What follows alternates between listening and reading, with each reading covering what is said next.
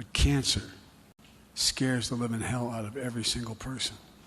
Well, folks, you know. Are you going to take a step to that marker right there behind you? Yeah. Oh, okay.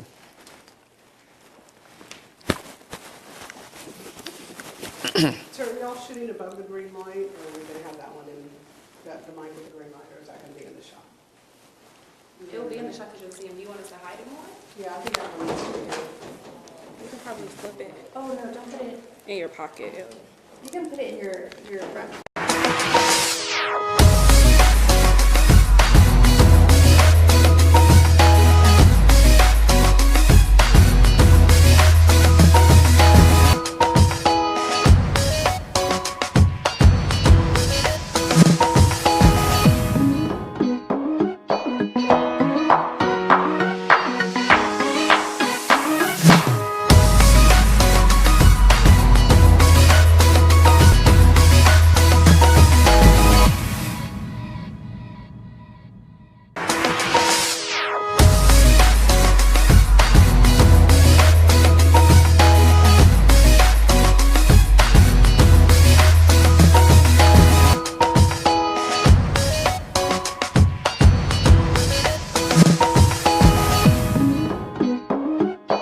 Why? Because it's $160 billion less they have to pay out to provide the drugs for the seniors. So it's not only the right thing to do, it is a conservative thing to do in terms of cutting the federal budget. But here's the deal. As I've said, this is not your father's Republican Party. The mega Republican Congress don't think any of this is a good idea. Take over the board of trustees to remove the superintendent. So that was information that I received. And what today demonstrates that the information that I got was correct. There's nothing that can stop it at this point, correct? Well, I'm not saying that there's nothing that can stop it. It's one thing to replace the board of trustees and the superintendent, but there are some major stakeholders here, parents and students being two major stakeholders. And parents have a right to say what's going to happen with their schools that their children attend. Teachers, cafeteria workers, custodians, bus drivers, they are major stakeholders. And if the teachers and the bus drivers and the parents and the students exercise their right to their voices, then you simply can't have a successful takeover by the state without those major stakeholders being in the loop. It's unfortunate, I will say, that the parents and the teachers have not been talked to. There's been no community engagement. There's been no parental involvement, interaction. So that's been disappointing. Do you think there's been a lack of transparency through all of this? I think there's been 100% lack of transparency. TEA, the governor, the head of the Texas Education Agency have not made any comments up to today in public. They haven't been here in Houston. It's one thing to be far away in Austin, Texas. It's another thing to be here in the city of Houston, talking directly to the parents and students, letting them know or giving them some indication as to the action they are contemplating in taking, why they're contemplating taking those actions, especially considering the fact this is not 2019.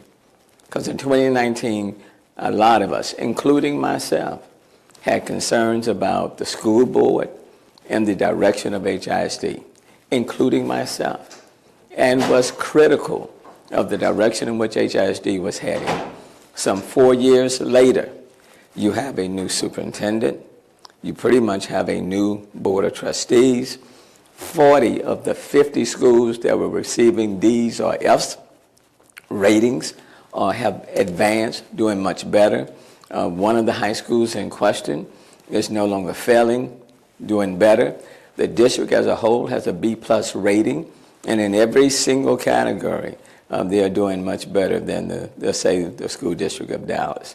So this is not the same school district under the same management that existed in 2019. Because of everything you just said, that's kind of why so many people are questioning why this is even going on right now. That is why I am being much more engaged now than I would have been 4 years ago.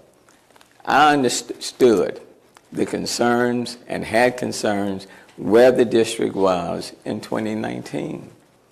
But when you look at the data, and you have schools that are in 40 of those 50 schools in a much better place.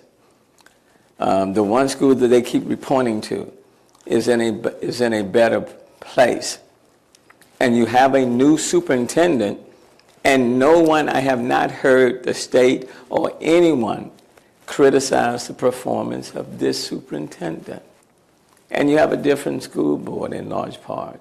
Some people believe that it's political because, you know, you've got the governor that he's pushing vouchers, and now here the largest district in the state is being taken over by the state. I mean, do you think that politics is... Absolutely, come on, absolutely. But it's not just the vouchers. When you look at a number of bills filed in the legislature, they are bills that are preempting the authority of cities and counties. You look at the bills that are filed in this legislature, there are bills that say to the city of Houston, Austin, Dallas, San Antonio, that you cannot even govern your cities in large part unless given express approval by the state of Texas. And now if you look at what's happening in HISD, this is a move to take over for the state to essentially be calling the shots and running your local school district. Now let me pose this question, which I hope you will pose to TEA and to the state of Texas. Now that you are moving to take over HISD, other than replacing the Board of Trustees and the superintendent, what other resources are you bringing to the school district that's going to have a different outcome? Because what they are saying, the way I would read it, is the state is saying, we are going to commit to you that there will be no failing schools in HISD. None.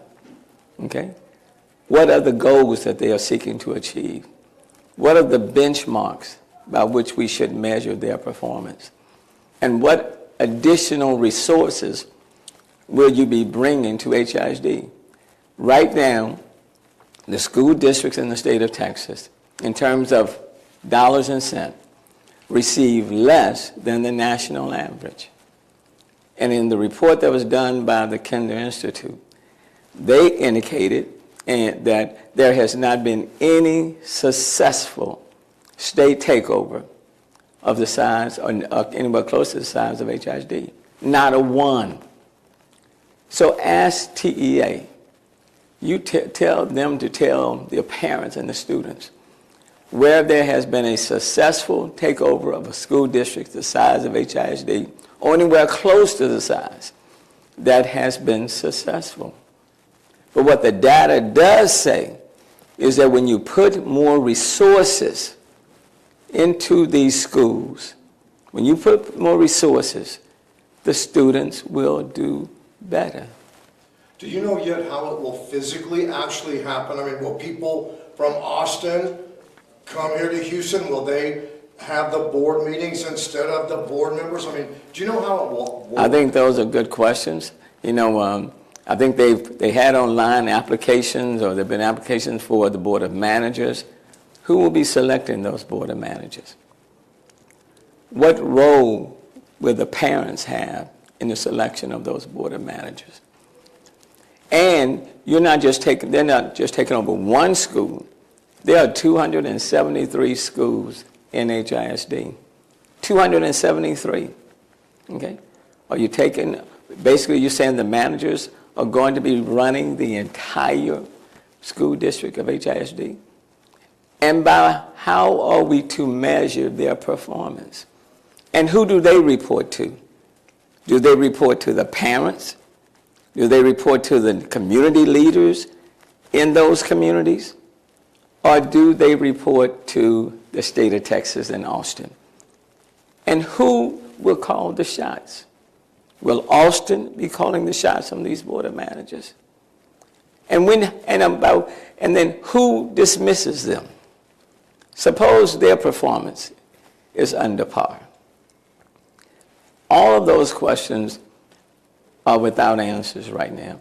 I mean, the citizens of Houston are really losing a lot as far as they've lost their voice. They can no longer go to the poll and say, hey, I like school board member so-and-so, I want to keep him, I want to replace him, right? I mean, it's like that.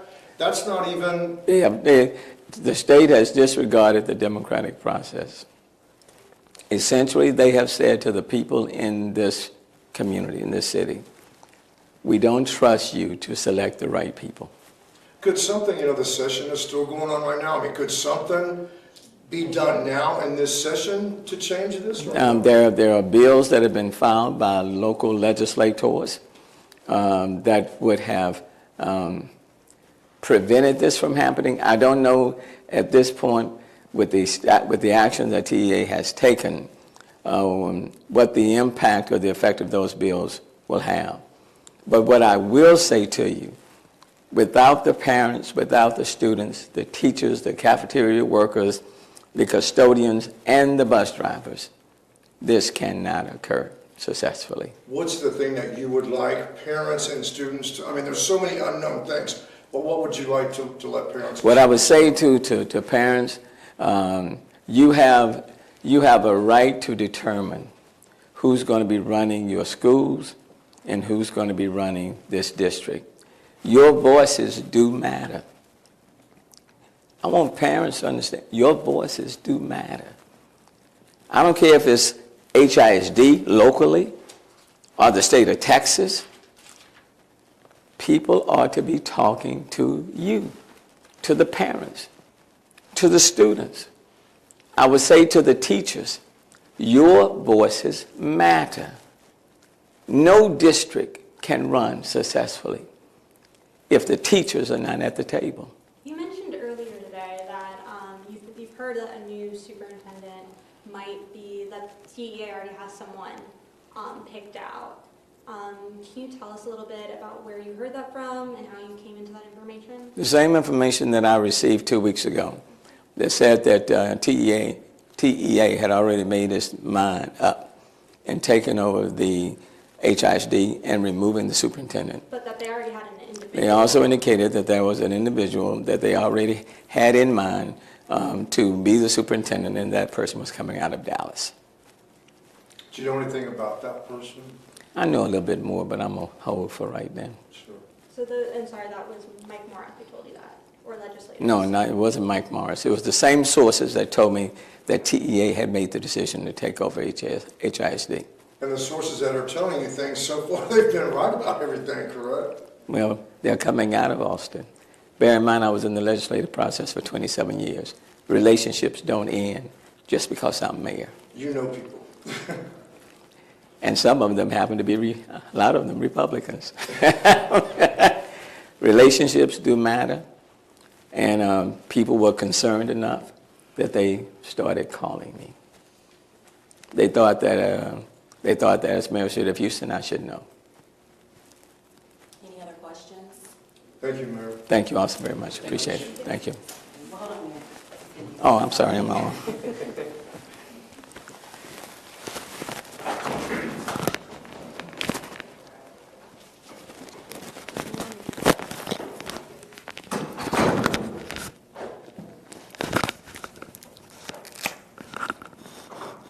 Let me get your glasses. All right.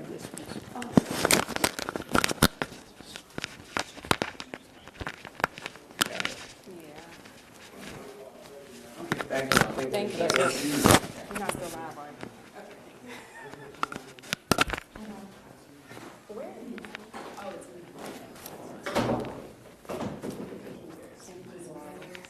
The little one. Hey, he's sick for.